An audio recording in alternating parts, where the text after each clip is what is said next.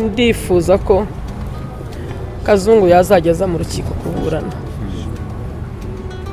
Ni icyifuzo mfite, sinzi niba bishoboka ubushinjacyaha bukanyumva muri ritangazamakuru, sinzi niba urukiko ruri mu nyumve muri ritangazamakuru n'izindi nzego zibishinzwe. Nifuza ko Kazungu yewe yazageza mu rukiko mu kuburana kwacu no kuregera indishyi kwaka Kazungu ntiwanazibona, koko nta ndishyi wabona zo kugura umuntu ziguza umuntu. Kazungu yanyiciye umwana aranabyemera ko yamwishe, ariko kugeza uyu munsi sindabona n'umubiri we ngo mushyingure. Mu by'ukuri inzego ziri bumbone zikananyumva badufashe, nibura Kazungu atubwira aho yashyize imibiri y'abana bacu, nibura tubashyingure. Nicyo kintu kibabaje umutima wanjye cyane kuruta n'indishyi zarizo zose yazaduha twebwe, yazampa mu ruhande rwanjye. Nifuza ko Kazungu inzego zibishinzwe zadufasha akatubwira ahantu yashyize imibiri y'abana bacu tukabashyingura. Mu by'ukuri nk'uwanjye yemera ko yamwishe, ibyangombwa bye n'ibyakoreshaga, telefoni ye niyo yakoreshaga, ariko mu by'ukuri kugeza uyu munsi nakoresheje DNA mu bantu ba mbere, kugeza uyu munsi sindabona umubiri wa Eric ngo mushyingure.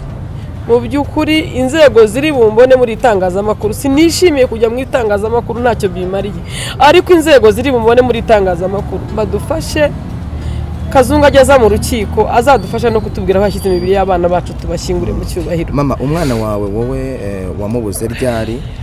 Byagenze umwana wanjye namubuze 2022 nko mu kwezi kwa gatatu, ntago nibuka ukwezi ariko ni muri icyo gihe namubuze. Yari amaze kubona akazi ahantu yakoreraga hano ku Gisimenti, nani hano uruhande ya Porfamu ku nzu yicuruza ibitabo bakanabyandika bamukoreshaga.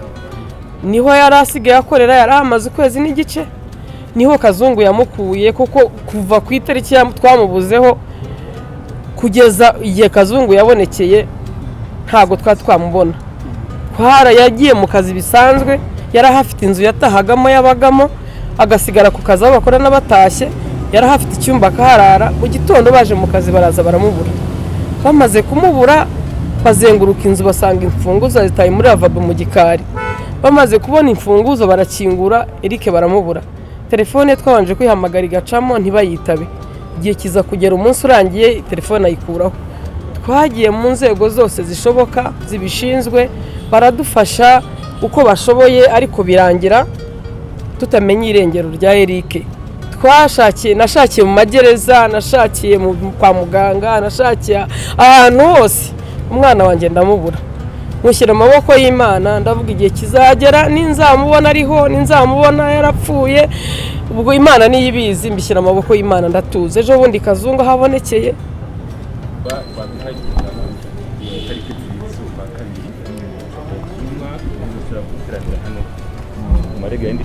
na Kazungu yisobanura bya akekwa. Papa, muri kuregera indishyi y'akababaro kubwo kubura abana banyu, uratangira wibwira itangazamakuru cyangwa se wibwira n'abanyarwanda badukurikiye amazina yawe, unanatubwire byagenze gute umwana wawe wamubuze ryari? Nitwa Bahirumwe Jerome. Nabuze umwana wanjye muri 2021 mu kwezi kwa 11 ku itariki ya 12.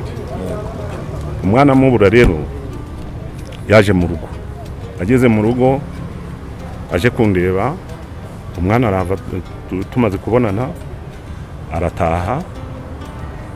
Ubwo nyuma kuri 20 z'uko kwezi kwa 11 nibwo telefone y'uwo mwana yahamagaye mushiki we, umukobwa wanjye, bamubwira yuko yakwihutira kurebera inzu y'uwo muhungu wanjye yari yicumbikiye aba Igikondo hara kuri Mirezi, n'akara gace ka Mirezi. Noneho nyuma yaho umwana yarahageze, umukobwa wanjye agera ku nzu ye, asanga ibintu byose mu nzu nta birimo. Abaza abaturanyi, atese uyu muhungu musaza wanjye wabaga muno yaba nta makuru ye mwamenya? ati umuhungu wawe rero ibintu bye byaje gufatwa n'umuntu, byimuwe n'umuntu bita Kazungu Denis, avuga yuko umuhungu wawe ngo yagiye hanze, yabonye akazi ngo yagiye hanze. Muri icyo cyumweru kimwe yaravuye mu rugo, turashakisha tunyura mu mpande zose, twagiye kuri RIB, twagiye mu bitaro, twashakiye ahantu hose hashoboka, umwana turamubura.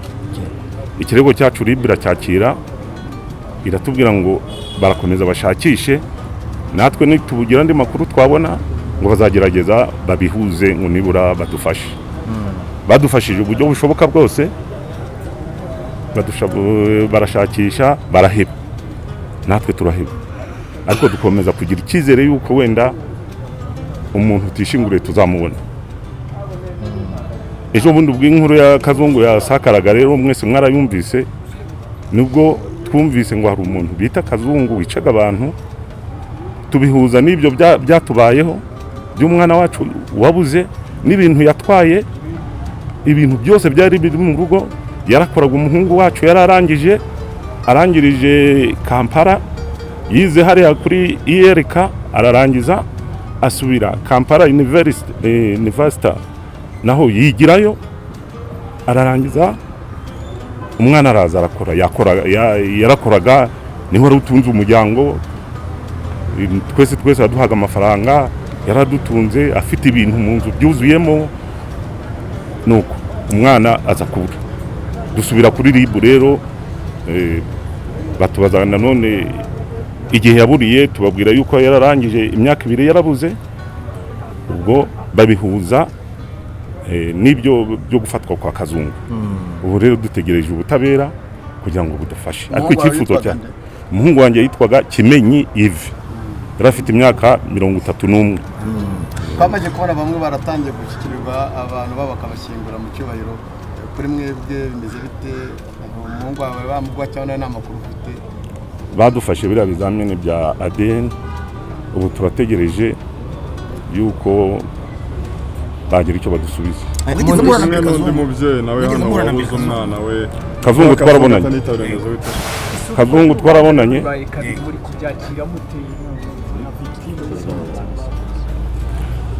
Tubyakiriye neza, yuko nawe twagize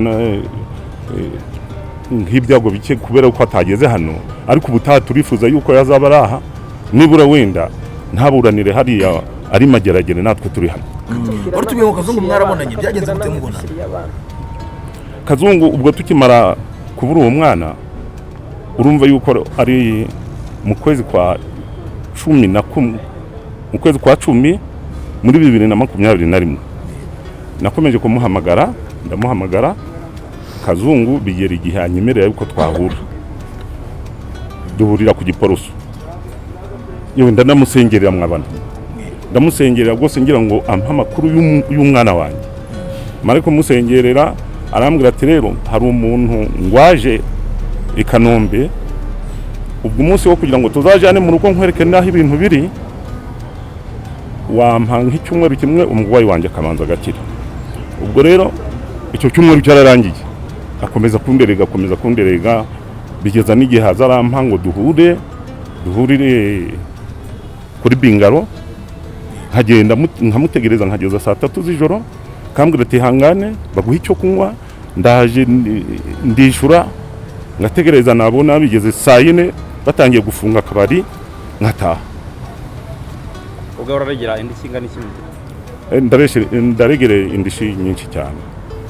Umwana yarafite ibikoresho byose byo mu nzu, yarafite amagare ya siporo yakodeshaga, bazaga kumukodesha, yari menshi, amagare 5 ya siporo, firigo, mbega umwana yari yubatse, yarafite akazi keza, yari yubatse. Uyu munsi mukurikije indishyi muregera, ukurikije no kubura umwana wawe, wifuza ko kuri wowe Kazungu igihano yahabwa ari nk'ikihe, ukurikije uburyo yakuvukije umwana wawe? Urubanza rwacu ruri mu bushinjacyaha, mfite na avoka zabimfashamo, nibwo buzagena igihano yahabwa, ni nabo bazagena indishyi baduha. Hano ku ruhande